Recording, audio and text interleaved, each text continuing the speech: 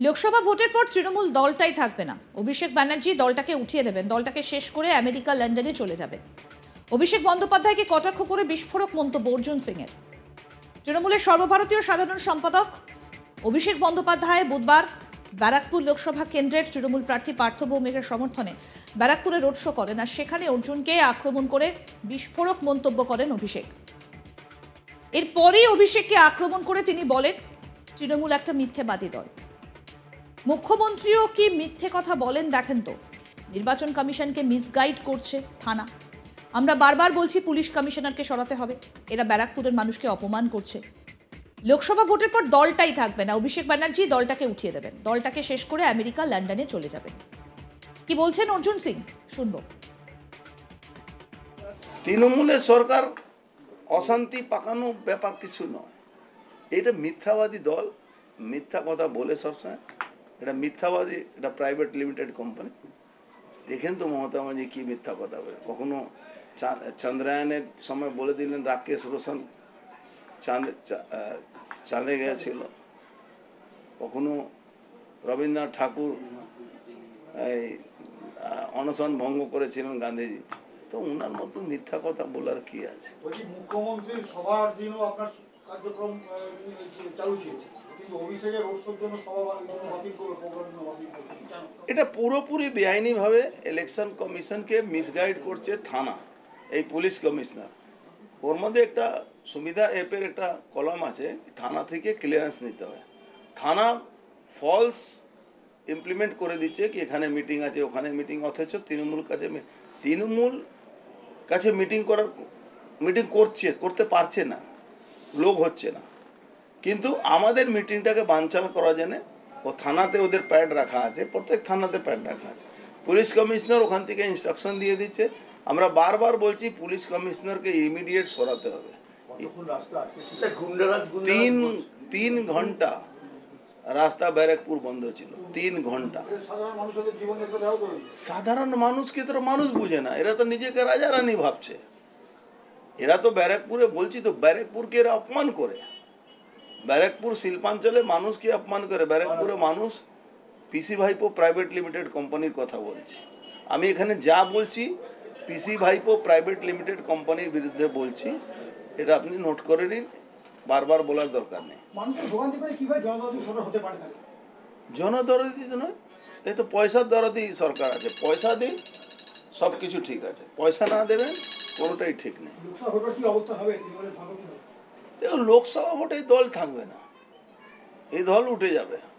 আর দলটা উঠাবে অভিষেক ব্যানার্জি, উঠিয়ে দেবে দলটাকে, শেষ করে আমেরিকা লন্ডন চলে যাবে। মমতা ব্যানার্জি তো 2019-এও বলেছিলেন কি এই সরকার হচ্ছে ইউপিএ সরকার। বাইরে থেকে ইন্ডিয়া জোটকে সমর্থন, এটা কেন বলেছেন জানেন? উনি দেখছেন সংখ্যালঘু ভোট হাত থেকে বেরিয়ে যাচ্ছে, এই জন্য উনি সংখ্যালঘু ভোটটা ধরার জন্য বলছেন কি ইন্ডি জোটকে বাইরে থেকে সমর্থন। কোনো অন্য কোনো কথা নেই, শুধু সংখ্যালঘু সম্প্রদায়ের মানুষ এদের হাত থেকে বেরিয়ে যাচ্ছে, তাই জন্য এই গল্পটা সাজিয়ে উনি কালকে বলেছেন। তারপর ব্যারাকপুর লোকসভা কেন্দ্রের বিজেপি প্রার্থী অর্জুন সিং সম্পর্কে মন্তব্য করেছিলেন যে অর্জুন সিংকে তৃণমূলে ভিজে বেড়ালের মতো খাঁচায় বন্দি করে রাখার জন্য ব্যারাকপুরের শান্তি ছিল। এই মন্তব্যের পর সাংবাদিক সম্মেলন করে অভিষেক বন্দ্যোপাধ্যায়কে কড়া ভাষায় জবাব দিলেন অর্জুন সিং। তিনি বলেন, 2019-এ অভিষেক বন্দ্যোপাধ্যায় বলেছিলেন 2 লাখ সিটে একটা ভোট কম হলে তিনি রাজনীতি ছেড়ে দেবেন। উনি কি রাজনীতি ছাড়ছেন? উনি রাজনীতি ছাড়েননি। মমতা ব্যানার্জি 3টে মিটিং করেছিলেন, মিটিংয়ে 2-3 হাজার লোক হয়নি। এবারেও 2টো মিটিং করেছেন।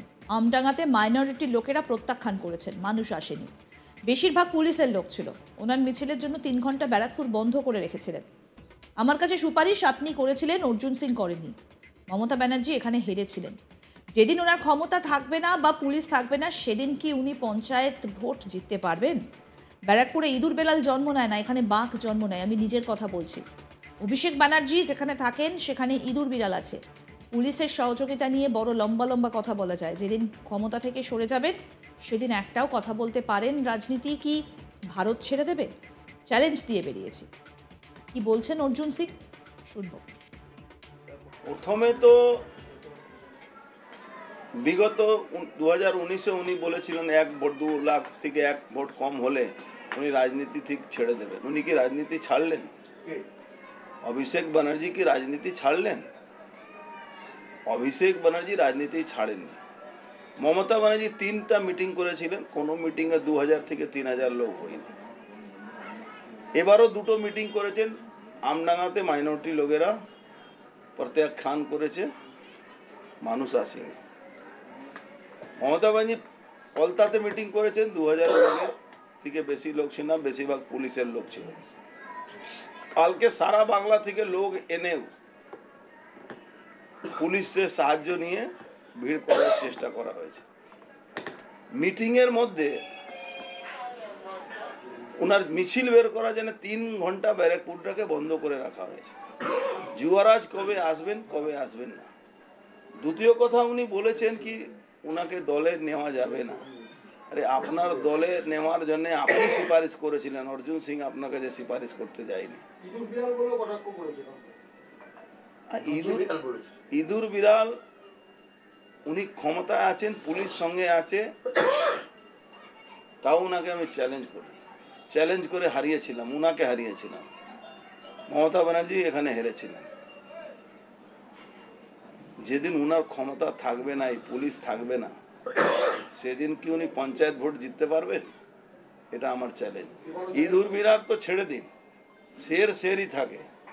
ব্যারাকপুর সবসময় শের জন্মায়, ব্যারাকপুর ইঁদুর বিড়াল জন্মায় না। ব্যারাকপুর ইতিহাস আছে 1857 সাল থেকে।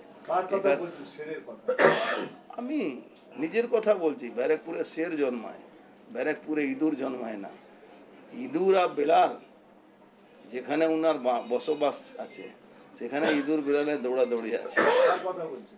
অভিষেক ব্যানার্জির কথা বলছে।